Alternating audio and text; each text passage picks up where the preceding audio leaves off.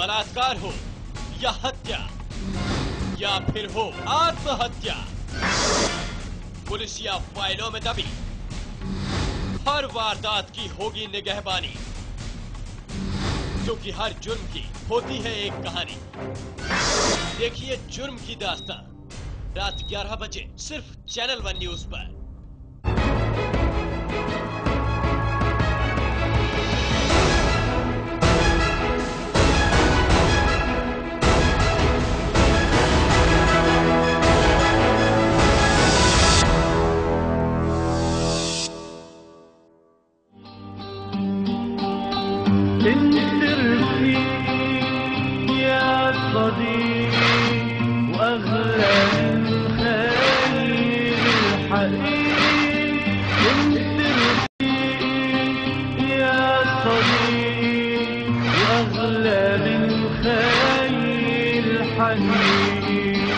بدي منك ما تحارمني لبكل دقيقة تعذبني.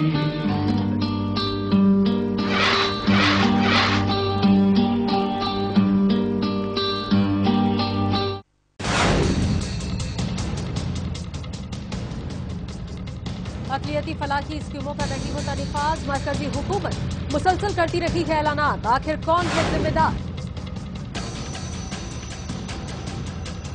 तलाक मामले में एक हद से बंधे हैं मुस्लिम मर्द, लामहदूद छूट नहीं, जस्टिस हसनैन का शरीयत और कुरान के हवाले से फैसला।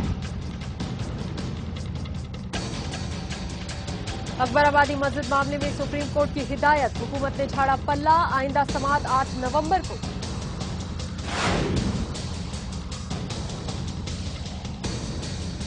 हिंदुस्तानी हुज्जाज की वतन वापसी शुरू, दिल्ली आईजीआई एयरपोर्ट पर नारे तकबीर की सदाएं बुलंद।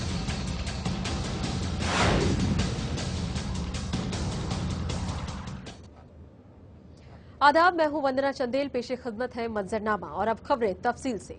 मरकजी हुकूमत के जरिए अक़लियती फलाही स्कीमों का निफाज मुसलसल ऐलानात के बावजूद मुश्किल तरीन होता जा रहा है, लेकिन कुछ ऐसे इक़दामात भी मरकजी और सूबाई हुकूमत के जरिए किए जा रहे हैं जिनको मंजर आम पर लाना और आवामी बेदारी मुहिम तेज करना अशद जरूरी है, ताकि ऐलानात सिर्फ दस्तावेज की शक्ल में न रह जाएं बल्कि जरूरतमंदों तक उसका फायदा पहुंच सके, जिसके तहत हाल ही में उत्तर प्रदेश में माइनॉरिटी वेलफेयर डेवलपमेंट के चेयरमैन को मुकर्रर किया गया है।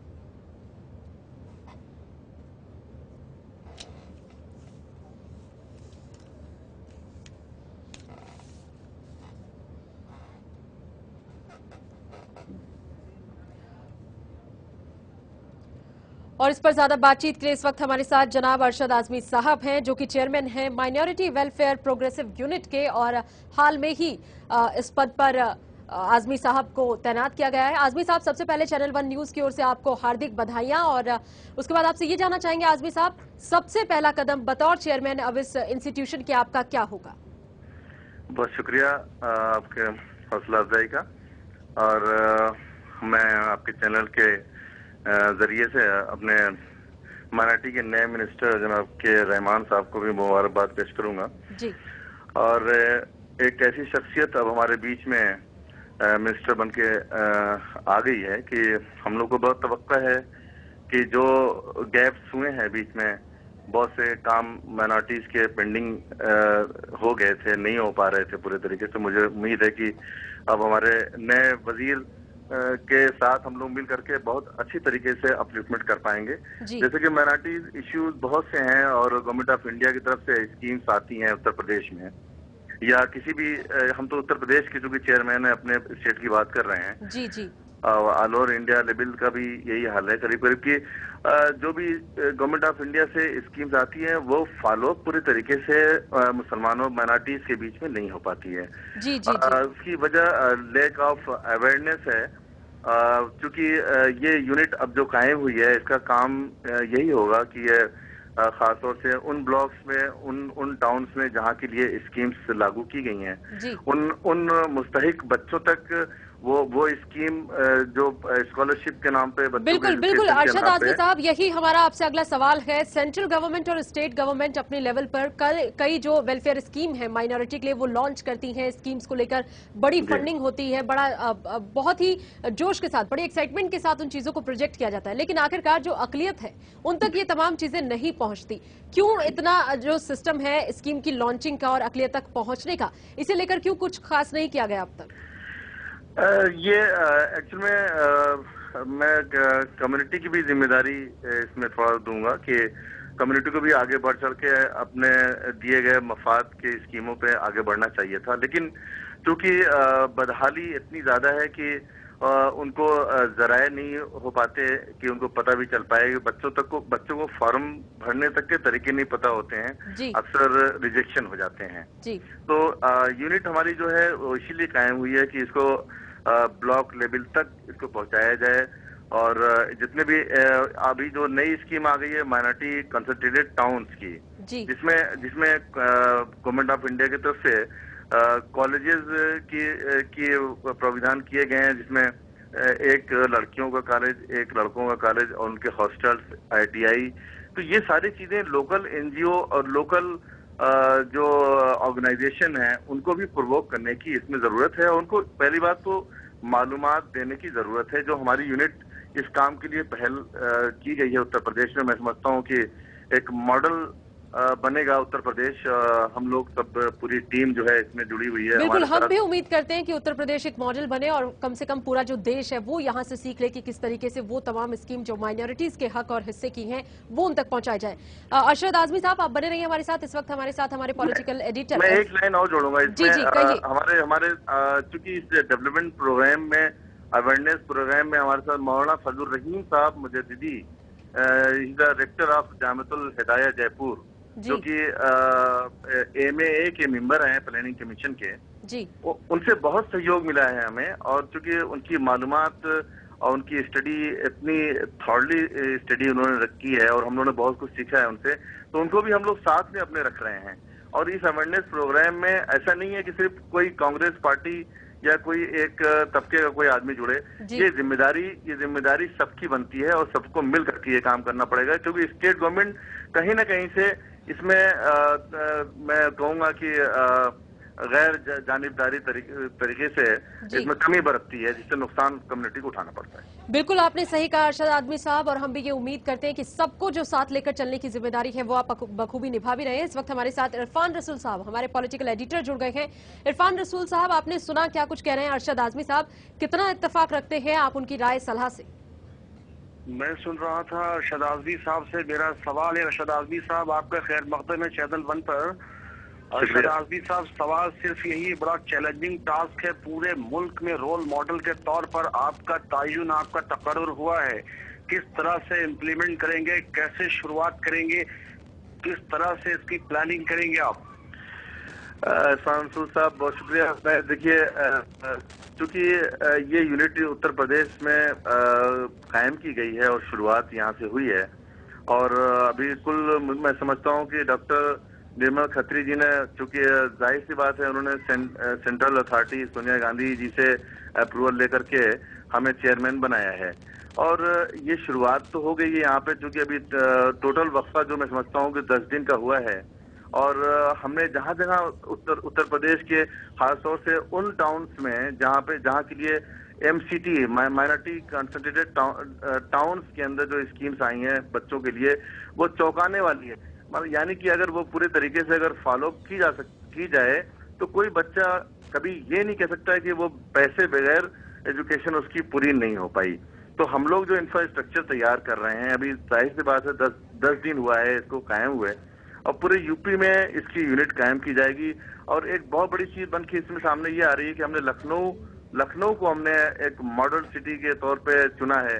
और यहाँ पे मैं देख रहा हूँ जिस तरह जज्बात लोगों के, ऑलरेडी एक परवाज फाउंडेशन करके एक यहाँ पे काम ऑलरेडी कर रही थी। ऐसे NGOs हम लोग से जुड़ रहे हैं कि अगर उनके साथ मिल जाने से हम लोगों का काम और तेजी से आगे बढ़ सकता है। और यहाँ पे कुछ ऐसे हजरात हैं जिनका पॉलिटिक्स से कोई ताल्लुक नहीं है, वो भी हमारे साथ जुड़ने को तैयार है कि भी इतनी अच्छी और फाल स्कीम उन बच्चों तक, उन मुस्तहिकीन तक नहीं पहुंच पा रही है। इसकी वजह इसमें प्रमोशन लोकल स्टेट गवर्नमेंट अगर नहीं मदद करती है तो कोई हमें परवाह नहीं है। हम अपना एक अलग पूरा इंफ्रास्ट्रक्चर कायम करने जा रहे हैं इसमें, उन बच्चों तक हम उन बच्चों के के घरों तक पहुंच जाएं और वो बच्चे इससे महरूम ना हो सकें।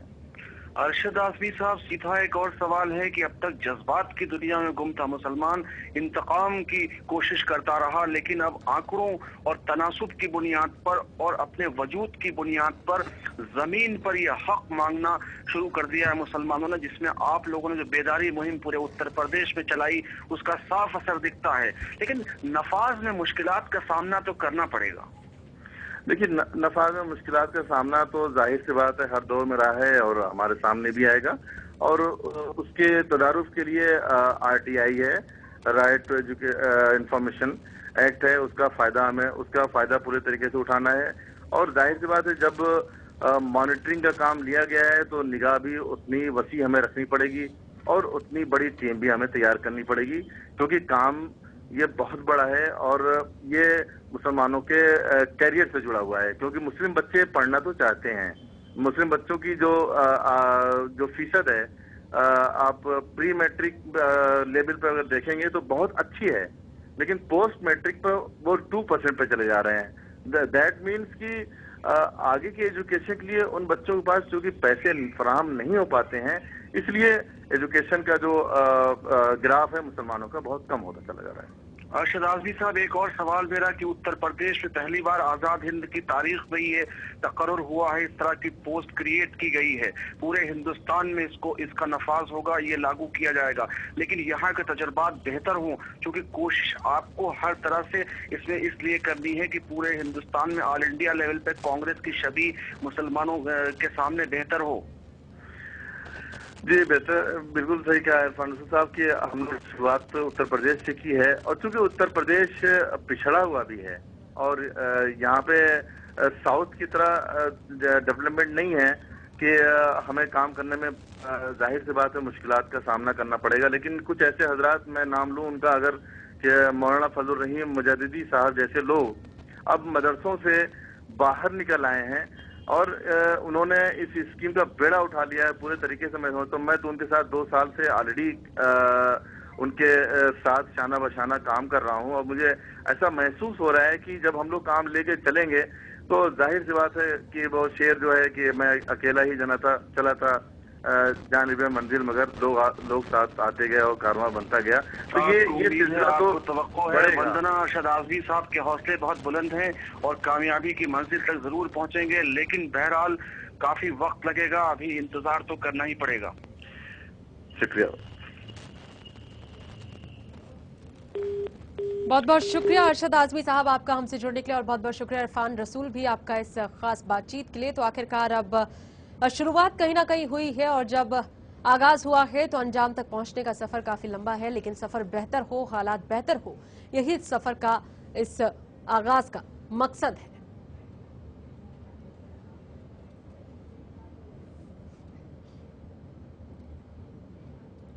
मुस्लिम अक्सरियत अजला की तरक्की को मरकजी हुकूमत के मल्टी सेक्टोरल डेवलपमेंट प्लान के तहत जारी 29,470 लाख रुपए की रकम का सही इस्तेमाल करने का मुतालबा करते हुए कांग्रेस रियासती सदर निर्मल खत्री ने इल्जाम लगाया कि बीएसपी सरकार ने अक़लियती अक्सरियत अजला की तरक्की के लिए संजीदगी से कोशिश नहीं की है।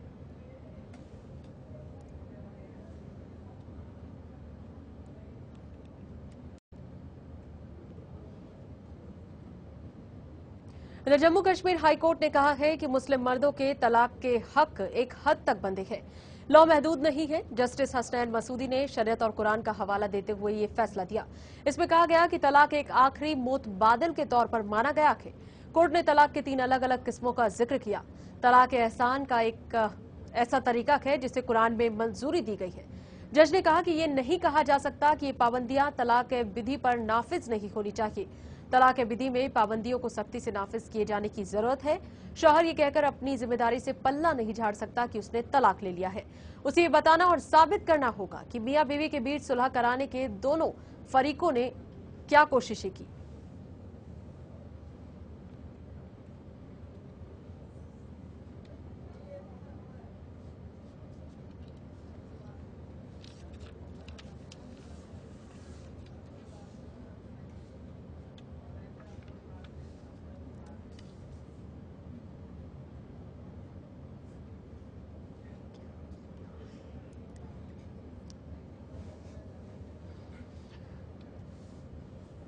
और इस वक्त इस पर ज्यादा चर्चा के लिए हमारे साथ अख्तरुल वासी साहब हैं, जामिया मिलिया इस्लामिया में बाकायदा प्रोफेसर के तौर पर काम कर रहे हैं। बहुत बहुत स्वागत है आपका अख्तरुल वासी साहब। जी शुक्रिया। जी, आपसे यही जानना चाहेंगे सर कि क्या कुछ चेंजेस इस लॉ के हिसाब से, जो भी जस्टिफिकेशन जज साहब के हिसाब से यहाँ पर दी गई है, क्या चेंजेस हैं जो तलाक के नॉर्मली शरीयत के मुताबिक कानून है उसमें और इस फैसले के बाद में? देखिए, जस्टिस मसूदी ने जो फैसला दिया है वो कुरान से मुताबिकत रखता है, इसमें कोई शक नहीं जी। कुरान के अंदर तलाक जो है वो 3 अय्याम तोहर में देने का क्या में प्रावधान है और प्रोविजन है, और साथ में ये भी है कि तलाक के अगर मियाँ बीवी के अंदर इतना बड़ा तनाज़ा है कि जिसमें तलाक की नौबत आ गई है तो दोनों की तरफ से एक सालिस होना चाहिए। कुरान इस बात पर जोर देता है। लेकिन एक बात ये भी है कि जो हमारे अइम्मा हैं फिक़्ह के, यानी जो मुस्लिम जूरिस्प्रूडेंस जिनसे मतलब स्कूल हैं उसके, हनफी हो शाफई हो, ये सब जो हैं इनके यहाँ एक मजलिस की 3 तलाक़ें जो हैं वो तलाक हो जाती है और तलाक़े बिदत उसे कहते हैं, जैसा कि आप ही कह रही थी आप। जी। और ये जो फैसला हुआ तलाक़े बिदत का, एक ही मजलिस की 3 तलाक़ें जो हैं वो नाफिज हो जाती हैं, ये फैसला एग्जीक्यूटिव ऑर्डर से हजरत उमर फारूक ने जो दूसरे खलीफा थे उन्होंने किया था, औरतों की शिकायत पर उन्हें तकलीफ से बचाने के लिए, क्योंकि उन्हें मर्द धमकाते रहते थे कि अगर तुमने हमारी फला बात नहीं मानी तो 3 तलाक दे देंगे, अगर हमारा कहा ऐसे नहीं किया तो 3 तलाक दे देंगे। क्योंकि मर्द ये जानते थे कि वो 3 तलाक कहें या 13 तलाक कहें वो मानी एक जाएगी, क्योंकि कुरान के तरीके के मुताबिक। लेकिन हजरत उमर से औरतों ने कहा कि हमारा इस तरह इस्तेसाल होता है और हमें इस तरह सताया जाता है, तो हजरत उमर ने ऐलान करा दिया कि अगर मुझे ये मालूम हुआ कि किसी ने अपनी बीवी से ये कहा है कि मैं तुम्हें 3 तलाक दे दूंगा तो मैं उनको 3 के तौर पे नाफिज कर दूंगा। तो अब हुआ ये कि वो प्रोविजन जो औरतों को तकलीफ से बचाने के लिए किया गया था वो औरतों के लिए दूसरे एतबार से तकलीफ दे रहा है। तो बहरहाल इसके अंदर जो है गौर व फिक्र की पूरी गुंजाइश है। और आपको ये मालूम होना चाहिए कि जो सलफी फिक्र है, जो अहले हदीस जो कहलाते हैं, उनके यहाँ एक मजलिस की 3 तलाक़ें जो हैं वो एक ही माने जाती हैं। और इसी तरह फिक़े जाफरी जो है उसके अंदर भी अगर आप देखें तो बगैर गवाहों के तलाक वाक़ई ही नहीं होती है। तो अब ये तमाम प्रोविजन इस्लामी कानून के अंदर मौजूद हैं, और अगर कुरान के हदीस के फिक़्ह के दायरे में रहते हुए कोई चीज फैसला किया जाए तो उस पर कोई कबाहत नहीं है। सिर्फ ये है कि मर्दों को तलाक को खिलौना नहीं बना लेना चाहिए, क्योंकि ये नहीं भूलना चाहिए कि अल्लाह के आखिरी रसूल सल्लल्लाहु अलैहि वसल्लम ने जो सबके लिए रहमत थे, उन्होंने कहा था अगर हलाल चीजों में कोई चीज मुझे सबसे ज्यादा नापसंद है तो वो तलाक है। तो तलाक जो है उसका प्रोविजन मजबूरी के लिए रखा गया है, इसलिए नहीं रखा गया है कि शौक के लिए कि मर्द जो है उसे खिलौना बना दे। बिल्कुल। अब क्या कहेंगे आप इस पर? जस्टिस हसनैन मसूदी ने ये जो जस्टिफिकेशन दी है ये औरतों के फेवर में है या मर्दों के साथ ना इंसाफी? क्योंकि अब ये भी कहा जा रहा है कि जिस तरीके से है कि मैं इसको ऐसा है कि मर्द और ऐसा है कि जो है सबके साथ इंसाफ होना चाहिए जी। न औरत के साथ ना इंसाफी होनी चाहिए, न मर्द के साथ ना इंसाफी होनी चाहिए, किसी के साथ ज्यादती नहीं होनी चाहिए। और असल बात यह है कि जस्टिस हसनैन मसूदी ने ये फैसला देकर एक दफा फिर हमारे लिए, खास तौर से जो हमारे मजहबी तबका है, हमारे मुफ्तियान कराम हैं, उनके सामने ये सवाल कायम किया है कि किस तरह से औरतें जो हैं वो तलाक की तलवार का इस्तेमाल उनके खिलाफ नाजायज तौर पे ना किया जाए, इस पर वो गौर करें। क्योंकि वजह यह है कि मर्द का एक मजलिस में 3 तलाक का हक अगर हम तस्लीम भी कर लें तो भी हमें ये देखना पड़ेगा कि औरत पे तो जुल्म नहीं हुआ, क्योंकि इस्लाम बुनियादी तौर पे जुल्म के खिलाफ है। बिल्कुल आपने सही कहा कि इस्लाम बुनियादी तौर पर जुल्म के खिलाफ है, लेकिन जब से ये फैसला आया जस्टिस हसनैन मसूदी का अख्तरुल वासी साहब, तब से कई जो डॉगमेटिक जिन्हें कहना चाहिए वो कहीं ना कहीं अपनी रिलीजियस वैल्यू को लेकर बहुत ज्यादा इनसिक्योर फील कर रहे हैं। उन्हें लग रहा है कि ये नाइंसाफी है। अगर आपने जो पहले से ही जो रूल बना हुआ था उसमें ये मॉडिफिकेशंस कर दी हैं और अब आप कुछ और तर्कों के आधार पर डिवोर्स की बात करते हैं, तो ये नाइंसाफी होगी मर्दों के साथ। इस तरीके का एक परसेप्शन, एक कैटेगरी जो है वो जाहिर कर रही है। एक बात आप समझिए कि तलाक जो है वो कोई बहुत खुशगवार चीज नहीं है। वो उस सूरत में सिर्फ जायज होती है कि जब ये बिल्कुल ऐसा हो जाए कि औरत और मर्द दोनों एक दूसरे की सूरत ही देखना पसंद ना करें। उस वक्त ठीक है, उनका एक साथ रहने से बेहतर अलग हो जाना है। जी वो अलग रास्ते कर लेना है। लेकिन तलाक जो है उस जैसा मैंने कहा उसको एक खेल नहीं बना लेना चाहिए कि आज दाल में नमक ज्यादा हो गया तो, और बीवी की तबीयत जो है वो मतलब ये कि नहीं चाह रही किसी बात पर, तो मालूम हुआ कि मर्द ने तलाक दे दी। तो तलाक जो है शरीयत ने उसके जो हुदूद रखे हैं, शरीयत ने जो ज़ाब्ते बनाए हैं, शरीयत ने जो रेगुलेशंस बनाए हैं, उनका पूरा एहतराम मर्दों को भी करना चाहिए और औरतों को भी उनका ख्याल रखना चाहिए। जी जी, बहुत सही कहा आपने, बहुत सही फरमाया। बहुत बहुत शुक्रिया आपका अख्तरुल वासी साहब, आपका अपना कीमती समय देने के लिए बहुत बहुत शुक्रिया।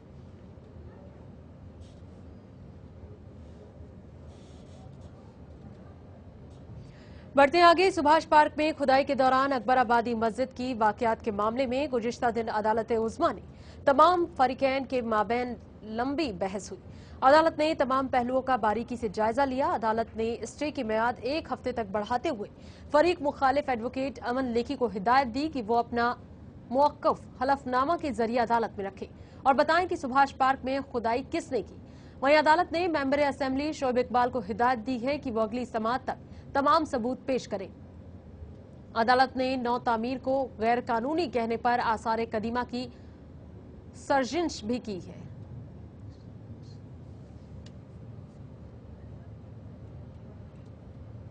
अक़लियती उमूर के वजीर के रहमान खान ने अक़लियतों खुसूसन मुसलमानों में तालीम की कमी की बात को तस्लीम करते हुए कहा कि आने वाले वक्त में 5 अक़लियती यूनिवर्सिटी कायम की जाएंगी। नाख्वानदगी दूर करने के लिए अक़लियती अक्सरियत वाले इलाकों में तालीम के बुनियादी ढांचों के फरोग की सख्त जरूरत है। उन्होंने ये भी कहा कि मुल्क के 93 अक़लियती अक्सरियत अजला में सेंट्रल स्कूल की तर्ज पर अक़लियती स्कूल कायम करने का भी मंसूबा है।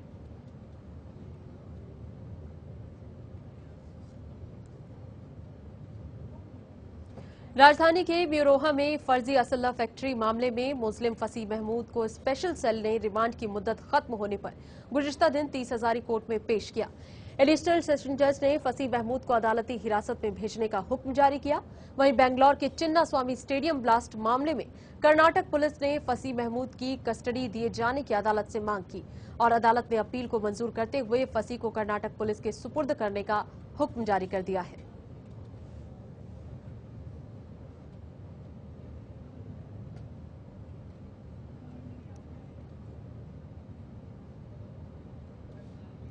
हिंदुस्तानी हुज्जाज का बैतुल्लाह से वतन वापसी का सिलसिला 1 नवंबर से शुरू हुआ और पहले काफिले की शक्ल में मुल्क के 5 अलग अलग मराकज पर उनकी वापसी हुई। दिल्ली में IGI एयरपोर्ट पर जैसे ही हुज्जाज कराम की पहली फ्लाइट पहुंची, वैसे ही नारे तकबीर की सदाएं गूंजने लगी। हुज्जाज कराम के इस्तकबाल के लिए हाजियों के अजीजों अखारिब एयरपोर्ट पर मौजूद थे। वहीं हुज्जाज कराम के पहले काफिले के इस्तकबाल के लिए दिल्ली हज कमेटी का पूरा अमला एयरपोर्ट पे मौजूद था।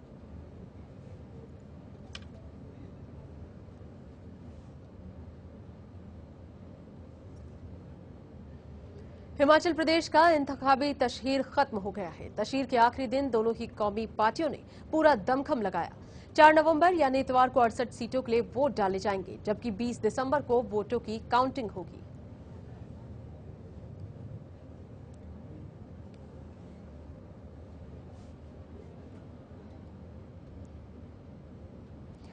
टीमन्ना में हाल ही में शामिल हुए साबिक फौजी सरबराह VK सिंह ने आज सहाफियों से बातचीत के दौरान कहा कि अन्ना हजारे और अरविंद केजरीवाल के बीच किसी तरह कोई तनाजा या दिल शिकनी नहीं है। उन्होंने ये भी कहा कि अन्ना पहले ही कह चुके हैं कि दोनों की मंजिलें एक हैं, सिर्फ रास्ते अलग हैं।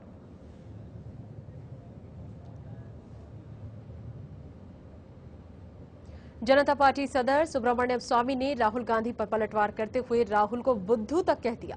दरअसल यूपीए चेयरपर्सन सोनिया गांधी और उनके बेटे राहुल गांधी पर जनता पार्टी सदर सुब्रमण्यम स्वामी की ओर से लगाए गए बदउनवानी के इल्जामात के बाद जुबानी जंग तेज हो गई है।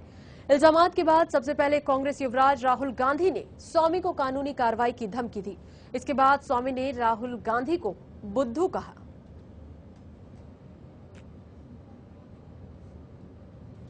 एनडीए कन्वीनर और जेडीयू के आला रहनुमा शरद यादव लोगों को कानून हाथ में लेने के लिए उकसा रहे हैं।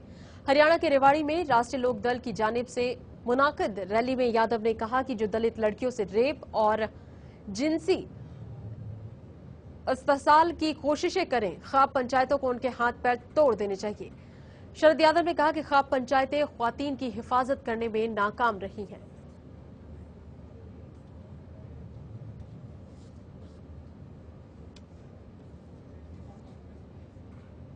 इधर दिल्ली में बिजली के मुद्दे पर शीला दीक्षित ने एक बार फिर ऐसा कुछ कह दिया जिससे लोग हताश हैं। एक प्रोग्राम के दौरान दिल्ली की वजीर आला शीला दीक्षित ने राजधानी के आवाम को दो टूक नसीहत दे डाली। शीला दीक्षित ने कहा कि अगर लोग बिल नहीं भर सकते तो उन्हें अपने बिजली के कनेक्शन कटवा लेने चाहिए।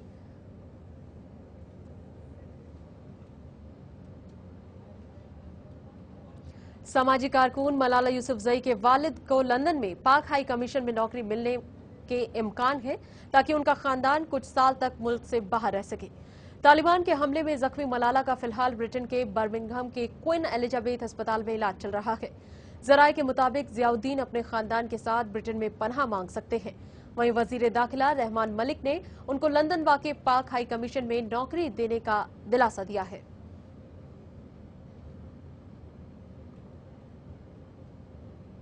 बांग्लादेश की साबिक वजीर आजम और अपोजिशन रहनुमा बेगम खालिदा जिया ने कल को सूफी हजरत ख्वाजा मोइनुद्दीन हसन चिश्ती की दरगाह की जियारत की। उन्होंने गरीब नवाज की मजार पर मखमल की चादर और अकीदत के फूल पेश कर हिंद व बांग्लादेश के मजबूत रिश्तों के साथ आइंदा आम इंतखाबात में जीत की मन्नत मांगी। उनके साथ 9 रुकनी वफद भी था।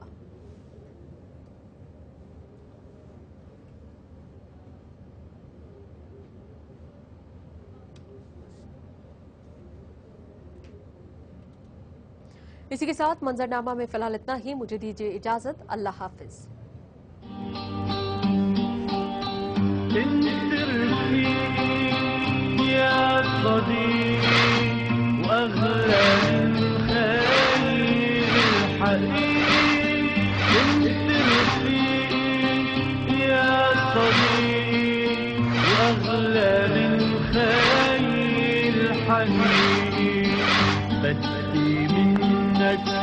ما تحاربني لا بكل دقيقة تعذبني